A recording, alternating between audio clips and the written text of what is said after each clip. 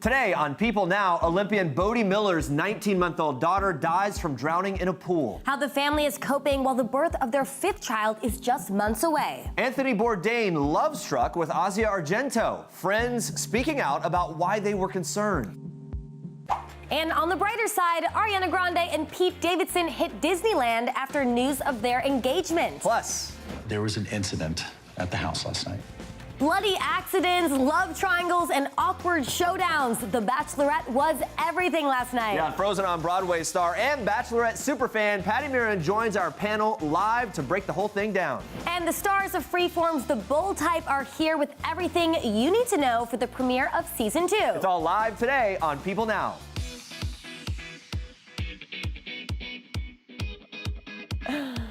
Happy Tuesday. Welcome to People Now. Good to see you. I don't know if you watched all the drama unfold on last night's Bachelorette episode, but it was crazy. It was unbelievable. But if you didn't, do not worry. Patti Murin from Frozen on Broadway and Kayla Quinn are here to give us a recap. Yeah. We're really excited about this. We want to know, what was your favorite OMG moment from last night's episode? Yep, there it is. There's the poll. You can let us know by voting in the People Now poll on Twitter. Just tweet us your favorite OMG moments as well from last night's Bachelorette episode. There are a lot to choose from here. Use the hashtag People Now. Let us know. We're excited to get the results and to hear what you have to say. But first, here's what you need to know and what's trending today. A really sad, very traumatic story here. Bode Miller and his wife Morgan are mourning the tragic death of their youngest child, 19-month-old daughter Emmeline Greer Miller. People confirms Emmeline drowned in a pool in the neighborhood of Casa de Casa, California on Sunday. NBC reports the drowning happened in a pool at a neighbor's home during a party that the family was attending. The Orange County Fire Department says paramedics were rushed to the scene. They performed CPR before transporting her to a nearby hospital where she was unable to be resuscitated. Now, both Bode and Morgan posted on social media Monday saying, quote, "We're beyond devastated. Our baby girl, Emmy, passed away yesterday. Never in a million years did we think we would experience a pain like this. Her love, her light, her spirit will never be forgotten. Our little girl loved life and lived it to its fullest every day. Our family respectfully requests privacy during this painful time." Just heartbreaking there. Tragic news coming just months after the couple announced that they were expecting their 5th child, which is due in October. Now, Emmeline was Bode's 4th child. He and Morgan are also parents to 3-year-old son Nash. Miller is also a father to 2 children from previous relationships, 5-year-old son Samuel and 10-year-old daughter Neeson. All right, guys, before his shocking death, Anthony Bourdain was a man in love. The Parts Unknown host had been dating Italian actress Asia Argento for more than a year, but friends raised concerns after noticing the chef was, quote, madly in love, one adding that he would do anything for her, and that was a little red flag. The insider who recently spent time with Bourdain goes on to explain that his friend's feelings were all-encompassing, noting he was crazy in love with her, crazy being the key word. That was their quote. Now, although those who spent time with Bourdain knew that he was overworked and overdriven, even his closest confidants were shocked by his death. The source continuing, "We knew his nerves were shattered a little, his marriage had fallen apart, but unstable, no one had a clue." Bourdain split from his estranged wife, Ottavia Busia, in 2016. Although the divorce was not yet finalized at the time of his death, Bourdain's remains will be transported to the United States as soon as his next of kin make their wishes known to authorities. Ottavia is still legally his next of kin. The former couple, who married in 2007 and shared an 11-year-old daughter, opened up about their unconventional relationship after the news first broke in September 2016. Bourdain telling People at the time, "My wife and I have lived very separate lives for years. There's no drama here. We get along really, really well, and it's not a big lifestyle change happening here." Now, Bourdain began dating Argento shortly after his split and recently told People that although he'd never marry again, he, quote, wouldn't hate moving in with the Italian actress. Guys, stay on People.com for more on this story as it develops. And if you or someone you know is considering suicide, contact that National Suicide Prevention Lifeline at 1-800-273-TALK. Well, guys, Monday night's Bachelorette was full of highs, lows, yes, even love triangles. No surprise here. And now The Bachelor's Tia Booth is setting the record straight about her relationship with current contestant Colton Underwood. Quite the scandal here. The Arkansas native tells People the pair started talking before her season aired. She adds Colton was in the casting process for The Bachelorette and following her on Instagram. She says, "I DM'd him first, and within a few days he told me he had applied to be on the show." Booth goes on to explain the two met up in Los Angeles for a date, but learned that he had been selected as a contestant just a few weeks later. Booth says once he found out, things came to a halt and that she, quote, knew he needed to do what he needed to do. She adds that she tried to tell Becca Kufrin during March's live after the final Rose taping, but was not able to do so. At the end of the day, Booth says Underwood is, quote, such a great guy, and that if it had been different timing, it could have been something, but everything happens for a reason. All right, stick around. We're going to be breaking down more of this love triangle drama, plus lots of other OMG Bachelorette moments with season 20 cast member Caila Quinn and Frozen on Broadway star Patti Murin. We cannot wait to weigh in on all of this. All the drama. and let me tell you, last night had like a little bit of everything. No, it did. So yeah. good. All right, you have more for us in Star Trek. Yes, we are kicking off Star Trek today with a little baby bath time, and this is adorable. Khloe Kardashian shared a new photo of True, and it's just as cute as you can imagine. The baby turns 2 months old today, and to celebrate, the new mom shared a bath time photo of the baby on her Instagram story Monday night. Adorable. Kardashian couldn't help but gush over her daughter's milestone on Twitter, saying, I cannot believe my girl is going to be 2 months old tomorrow. Where is the time going? But at the same time, every milestone I look forward to. I'm on alert every day to hear her first giggle. I can't wait for the giggles. Well, we can't wait for the giggles either. The bath time snap came shortly after the reality star was spotted out and about in Cleveland, Ohio with her boyfriend, Tristan Thompson. The duo were photographed on Saturday night on their way to celebrate a friend's birthday at the Marble Room Steaks and Raw Bar. All right, now watch this. Let me share this whole new world with you. All right, move over Aladdin and Jasmine. Ariana Grande hit Disneyland Monday night with her new fiancé, Pete Davidson, to celebrate their fairy tale engagement. The 24-year-old soaked in all the Disney magic, while Ariana posted a few Instagram stories showing off all the fun. Fans spotted the singer wearing Mickey ears and her signature high ponytail, fit for a Disney princess, as the cute couple hopped off a roller coaster hand in hand. A few fans were even lucky enough to snap selfies with Ariana at the park. Clearly lots of smiles to go around. She's a lady in love. She's got the glow. Now, People confirmed on Monday that Ariana and Pete are engaged after just weeks of dating. Though they haven't publicly confirmed the news, Ariana did write crying in response to a fan tweet calling her Mrs. Davidson on Monday. Meanwhile, an insider tells People that the lovebirds started talking about getting married this past weekend and that they're just, quote, two people who found love quickly and make each other happy all the time. Gotta love the good happily ever after, right? And those are your Star Treks for today. I love it. Stay with us. Fights, love triangles, and yep, some injuries. We are breaking down Monday night's The Bachelorette live. Plus, who's ready for the hit show The Bold Type Season 2 premiere? Well, we have the stars joining us live to spill some details on what exactly we can expect. Well, guys, Prince Harry and Meghan Markle's first royal tour as a married couple was announced on Sunday. They are headed to Australia, New Zealand, Fiji, and Tonga in the fall, and we, of course, can't wait. Here with all the details is our royal correspondent, Imogen Lloyd-Webber. Thanks for joining us. Of course. Good to talk to you. Now, this trip, it already kind of sounds like a dream, great locations. There's also, though, a sweet connection to Harry's late mom, Princess Diana, here. Tell us about that. They are mirroring Harry's parents. Charles and Diana made their first tour as a married couple to Australia and New Zealand back in 1983. They spent 41 days abroad, travelling some 23,601 miles. Meanwhile, back in April 2014, William and Kate also visited Australia and New Zealand over 18 days, doing 23,701 miles. Wow. Prince George somewhat stole the show on that visit, and I have to say this picture with his mum is one of my all-time favourites. It's so adorable. I remember that moment. Now, what do we expect Harry and Meghan to be doing in each location? Is it, fancy dinners, humanitarian work, of course, is always something they do. Will they have any downtime on the beach? Maybe kind of break it down for us. These tours tend to be about work, work, work. The soft power diplomacy that the royals do is incredibly important to them and brand Britain. The Queen doesn't do long haul anymore, so the younger royals are stepping up. She is still figurehead to 2.4 billion people around the world. The Australian and New Zealand governments invited Meghan and Harry to visit those countries. Meanwhile, the UK's Foreign and Commonwealth Office have asked them to go to Fiji and Tonga. There'll be charity visits, charity dinners, visits, walkabouts, and the Invictus Games is scheduled to last a week from October the 20th to the 27th. Wow, and of course, the Invictus Games is where we first had pictures of Harry and Meghan together when they were in Toronto. Remember those ripped jeans? Oh, of course I do. Are you kidding me? They're there. So you don't see them, but they're there. I remember. So how can we forget that? Now that they are married, of course, we've been reading a lot of headlines about Harry and Meghan and babies. Most are rumors, of course, but they have said themselves that that's something they do want to do in the near future. People freaking out a little about this trip, though, though, because Zika has been reported in Tonga and Fiji. Should we be worried? Imogen. Okay, the priority of a royal wife is the delivery of an heir and a spare as quickly as possible. As it's said, sort of gracefully said. Absolutely. Authorities have warned that there is evidence of ongoing Zika virus transmission in Fiji and that anti-mosquito bite measures need to be taken.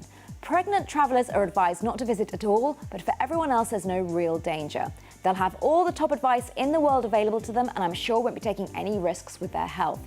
Give them a chance. Perhaps we're not on bump watch just yet. We're not on bump watch just yet, Yeah. but we, of course, want them to be prepared and want them to be safe. Of course. We're very concerned. Meghan made more headlines this weekend for a controversial reason. People are pretty divided on what she wore to Troop in the Color. Here we go. We think she looked great, of course. But tell us, why the drama, and did she technically do anything wrong? Yeah, the Markle Sparkle was on display. She went for a short sleeve, off-the-shoulder Carolina Herrera dress.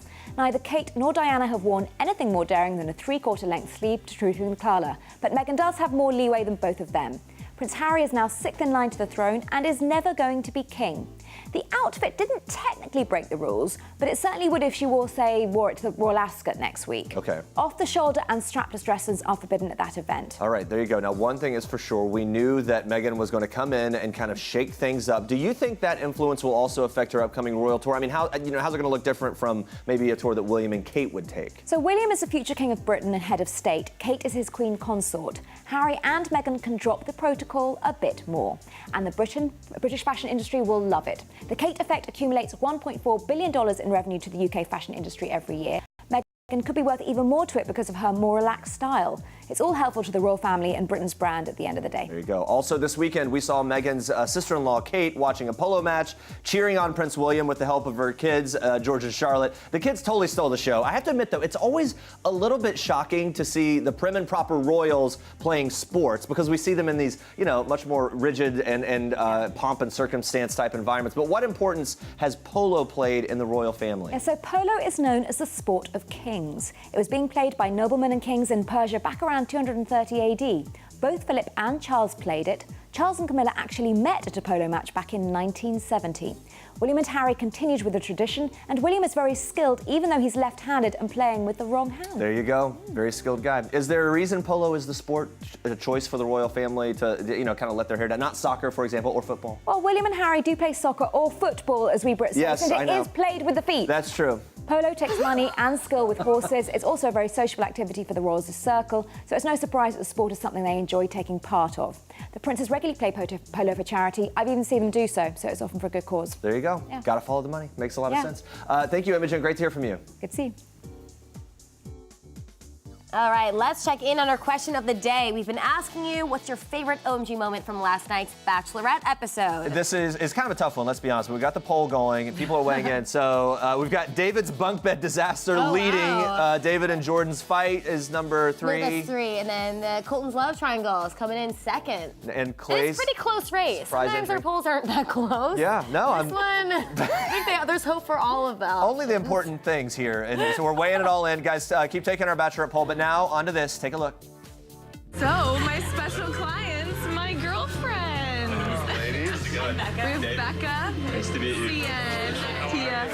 Hi, Cian. when I turned the corner and Tia was sitting there, I thought, oh, Good to see you. What's your name? this is one of my worst nightmares that played out. And to be honest, I'm scared.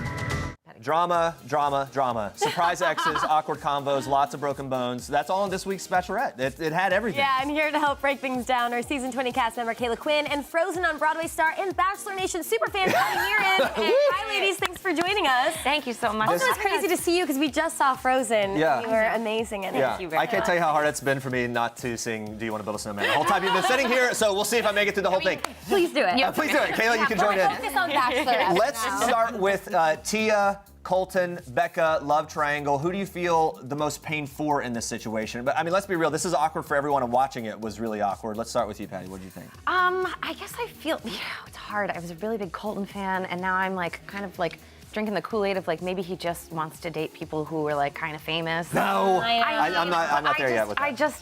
I love him so much. I feel like he was the one that was sort of shoved into this situation where he's like, oh, now I have to, this is what we're doing this week. This is the girl that I kissed, and Yeah. this is a girl that I'm trying to marry right now. and he just generally seems constantly surprised by everything that happens. Like what? What's So I kind of feel the most for him because I feel like maybe he's the least prepared. Okay, yeah. You know? Kayla, what do you think? I feel the worst for Becca because it feels like everyone is in on the joke and she's just like trying to figure it out. She really likes him and is trying to get over this, but really he's not giving her that much. I think they did the right thing. actually They cut it off. yeah. Like this is a good test, Yeah. right? Like he didn't stay with I'm her. so confused at the timeline of it. I tried to Me break too. it down last night. There's some but holes in it But that don't we have make sense. some more info. Becca does have a conversation with Tia and gets a little more information on their relationship. Watch this. The most we did was kiss. And we never really had like an established conversation about what we were. We just knew, like he told me early, like within a few days of talking to him, he told me about applying for the show. I was just like, what are the odds of you actually Making it. I was like, okay, you know what? So say that I know you applied for the show and we stopped talking. What does that accomplish? Like you're in Denver, I'm in Arkansas, like whatever, we might as well stay friends. Do you think he was hoping it was you?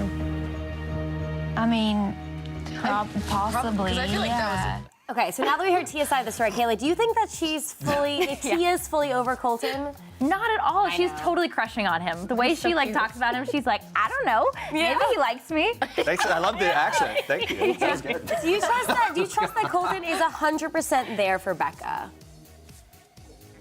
Is anyone really 100% there for any one singular reason? Everyone's got their like. But it's nice that she only kissed him. But isn't he still a virgin? Don't we know that based on the so. teases? So Yeah. I mean, maybe just kissing is actually a really big deal in Yeah. that case. Anyway, whatever. Becca does give Colton the rose. We know she is all in.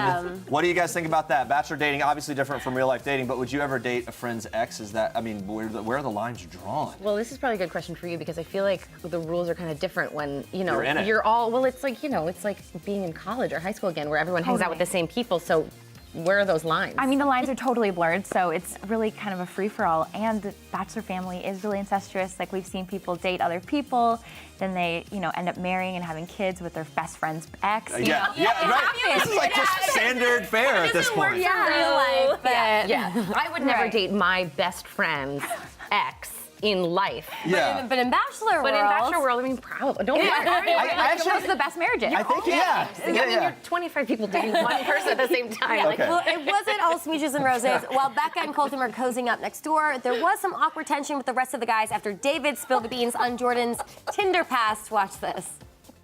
I'm a well-meaning model. I don't think you know what that means. I have an image, and if you're trying to tear down my image in my 3-year contract with them, it's actually pretty serious. It's something some people consider the top. So if you're trying to do that, you're failing at it because guess what? Attached to me is professionality. It's my face. It's in everything I do. It's the way I walk. It's the way I talk. Okay? So if you want to try to wreck my image, you'll never succeed. You know why? Because my image is me. I'm not sure. That was so hilarious, but I didn't know who was going to end up looking more bad in this situation. Also, Here he is. I love They doing the nails. The nails are done, left over from that date.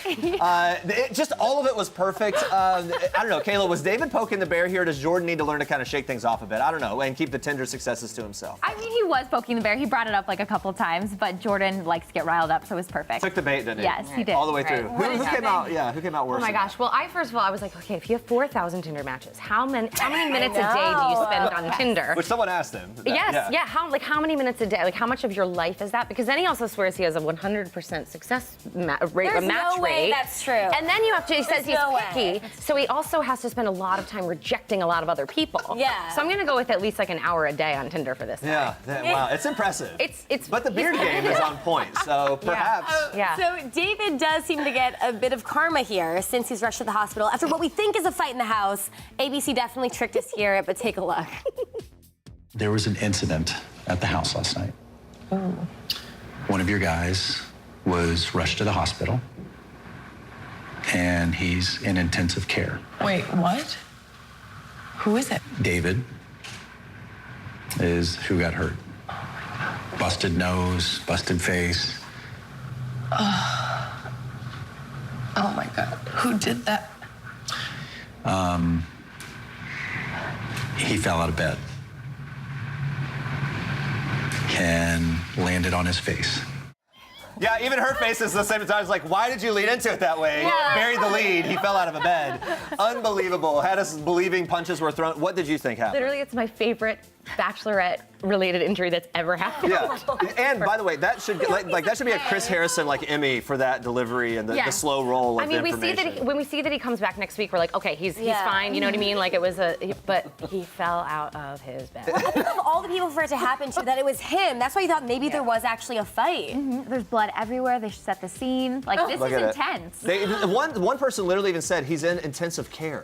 Yeah. That was said during it. Yeah, And it was like I'm glad intensive care for I'm that? glad he comes back and is okay. Yes. From broken noses and faces, we also had a broken wrist. So poor Khloé, the NFL player, had to leave the show after a freak group date injury. Now, Caila, were you surprised by Becca's reaction to Khloé's exit? I feel like she was really upset. She was really connected to Khloé more than I thought she ever was, and so anyway, it was quite a surprise. And I'm sad he left. He was so good. I don't know. He was such a sweet man. Yeah. Look, and I would say he's 100% there for the right reason. Yes. I think so too. He really struggled with it. Did you think he made the right decision? I do, because I also, you have to respect someone who's like, this is my career, and my career also helps me take care of my family. Yeah, no, he was like. That was like, okay, yep. I think he's just perfectly positioned to be the next Bachelor based on all of this. Not really. mad about it. I kind of find it hard to root for people because now we see next week Colton says he's, quote, lost all respect for Chris. So who are you guys rooting for right now if you had to pick a front runner? Blake. I want the chicken guy to come back, David. David? We're gonna put chicken recover. guy. All right. We'll see what happens. That's a risky bet. Blake's a better choice, I believe, or Colton. I don't know. Anyway, all right. Thank you, ladies. Thank you. Yeah, it's so great to talk to you both. you. Thank you for being here, guys. Make sure to tune into The Bachelorette every Monday night on ABC and check out Patti as Princess Anna in Frozen on Broadway right now. Do you want to build a snowman? Couldn't help it. Ed Sheeran is headlining a very unlikely venue today, a cat cafe in London. Well, not the Ed Sheeran, his wax figure is. All right, Madame Tussauds officially unveiled the figure of the musician at Lady Dina's Cat Emporium on Tuesday. Now, that's located in the Bethnal Green neighborhood of London. So visitors can now play with cute cats, sip a hot brew, and admire Sheeran's likeness in one fell swoop. This is real life, you guys. It actually makes a lot of sense when you think about it. It's well documented just how much Sheeran loves cats, all cats, not just his own. His little ones, who he affectionately calls Chub and Chubber, great names, on Instagram, even got a shout out in his sweet engagement announcement earlier this year. Now, they're clearly part of the fam, so we can't think of anyone who deserves the honor more. And I mean, a Twitter account he started in 2014 for a cat he adopted at the time named Graham still has almost 66,000 followers, even though there haven't been updates in years. So clearly his fans are on board for his feline fixation as well. Now, the wax statue of Sheeran is dressed in one of his signature checkered shirts, even has lifelike replicas of all the tattoos on the singer's arms. The figure is reportedly headed to Madame Tussauds Museum in London next week, so if you want to see it at the Cat Cafe, act fast. And in case you were wondering how this all came together, Madame Tussauds London spokesperson Claire Treacy gave a little explanation. Take a look. Back in 2015, Ed had a figure made for our New York site, and he sat for that. So our figure has been made from all the research taken from that sitting, with some very important updates, such as the new tattoos that he's had added since then, and of course the famous scar on his cheek. So we thought, just to make it a bit of fun, and what an unusual way to unveil the figure. Are you at the Midtown location? I'm at the Brooklyn location, like we discussed. Brooklyn. I'm in Midtown. Yeah, and I'm in Madison Square Park. I'm dying to know. Just tell us. How was it? Well, then you know where to find me. Oh, and ladies, it's worth it. Cat. First one there gets the details. No. I was first. Our lines were reaching. We're back. Freeform's The Bold Type returns with season 2 tonight, and the stars of the show, Katie Stevens, Aisha D, and Meghann Fahy, are joining us live to let us know what to expect. Hi, ladies. Thanks for being here. Thanks for having us. Yeah, I love watching you watch you on there. It's so great. I can tell that you love it. Aisha doesn't like it. It's just the scene they were showing. I actually got hurt at the end of it, and they used part of the footage of when I got hurt. Which part? we're at freeze frames. I'm starting juice to. is coming down. Yeah, Oh, you I'm actually starting slipped to and fell. Well, I actually slipped and fell, and I bruised both my knees. Oh, you really legit badly. fell. Yeah. Wow. Yeah, and I was really embarrassed, and I cried at my show. But it made an amazing moment for the show. All worth it, I think. She really did. Yeah. Like She was such a she was champ. like, you know when you really. I'm okay. Yeah. But I'm not doing it again. It's like, I'm okay. Where we So- were all just like Yeah, right. So maybe waiting this. to see if she was dead. She made it though. Maybe this leads into the answer to this question. The Bold Type has obviously this incredible following. People are excited. Season 2 being announced and everything else.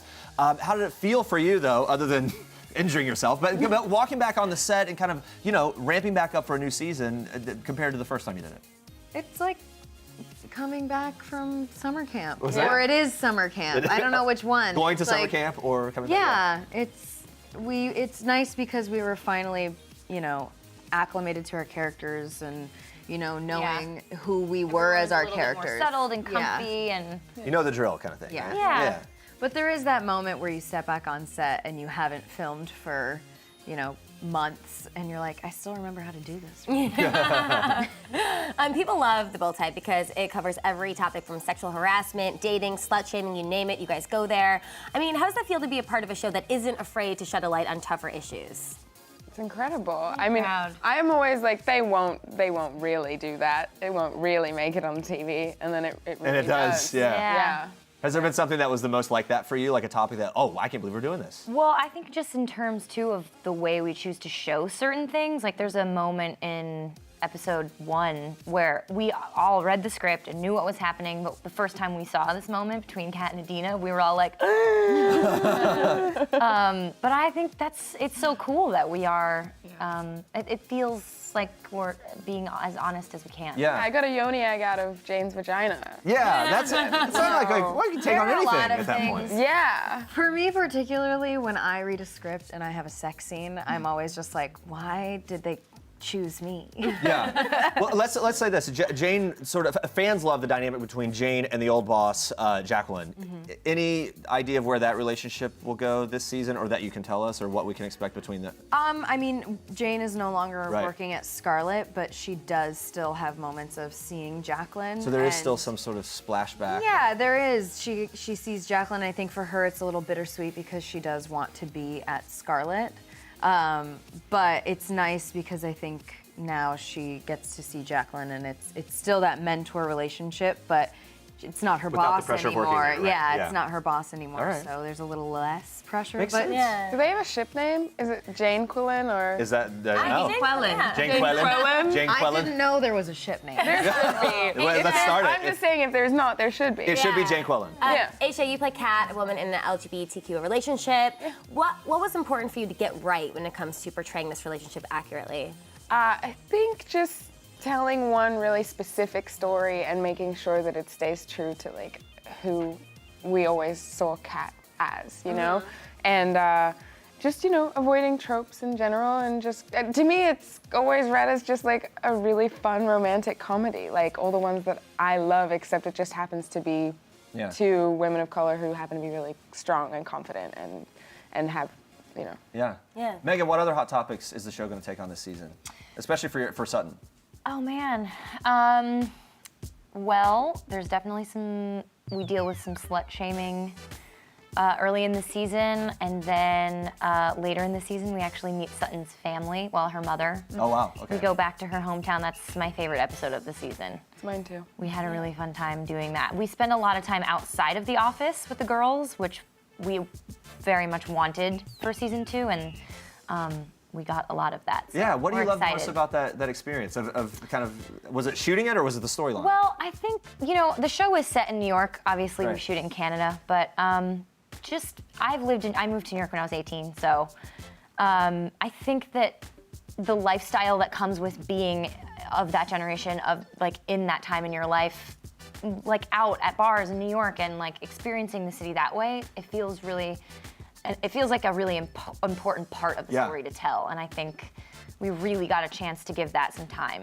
That's great. This season. I can tell that you guys aren't just friends on the show, you're also friends in real life. Was that an instant connection for you guys? Are you hanging out all the time when you're not filming?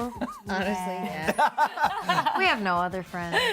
Like that's the thing about a successful show. Don't like, tell people that. That's for us. You have a group text. I feel like We it's do. Yeah. We have a group text. Was there? We're honestly together so much that we barely text. Yeah. Because Yeah. we spend so many hours together. We like to text things we call slow zooms. I don't know if everyone else has this, but like if there's a really terrible photo of one of us like just on the go internet into or the- terrible, and you just zoom in. We've done that, exactly that before. Which there are so many bad Our photos only of all fight of us. as a professional couple you zoomed has in on my happened. armpit. Okay, anyway, we don't have to unpack this right now.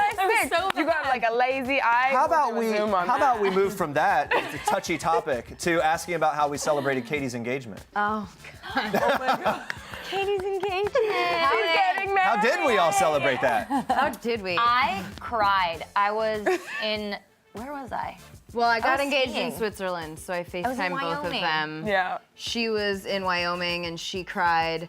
And Aisha had the worst reaction ever, and I got so mad at her that when she called me back, I was like, well, now I'm not answering you. Okay, let Whoa. me She explain was the drunk situation. Oh, in okay. Australia. It was New Year's Eve, and I Let's would clear like the to air. explain Yeah. because She was at a wedding. I was at a wedding. Oh, yeah. It had been since 10 a.m. It was my friend who's half Mexican marrying my friend who's Russian, so there was a lot of tequila and a lot of vodka, And jet there lag, everything in there. You had to do shots at every toast, and it was And by 10 the way, a.m. she only really needs one. Right, so this was like waiting on Such a lightweight, and it That was explains 3 it, a.m. yeah. You have to, It was we'll give 3 some leeway. a.m. We give leeway on I behalf of honestly her. didn't hear what Right. she was saying. so I go, Aish, look at my hand, and I did this, and she goes, my Uber's here, can I call you later?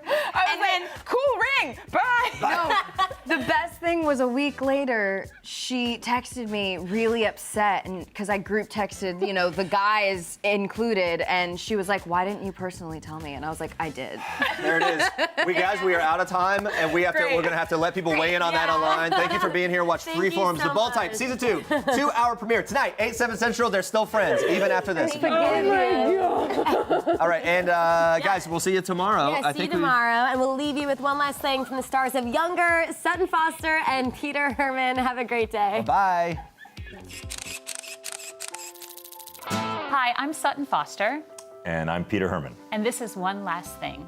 The last time that I laughed so hard that I cried, it was bad because it wasn't just that I cried from laughing, I actually started crying, was with Hillary, when I held up production for an hour because I just couldn't stop. I was there. And she didn't want to go home to her daughter at all, so it was super funny for Sutton. The last song stuck in my head. What's the last song stuck in your head? The last song stuck in my head is I Like Me Better When I'm With You. Oh, yeah. I like me better when I'm with you. Mine is the one that got in my head right now. They use it on the show. It's the it's you, babe. It's you, babe, and I'm a sucker for the way that you move, babe. Yeah. Everything has changed. That song. Yeah. That was good. Good song.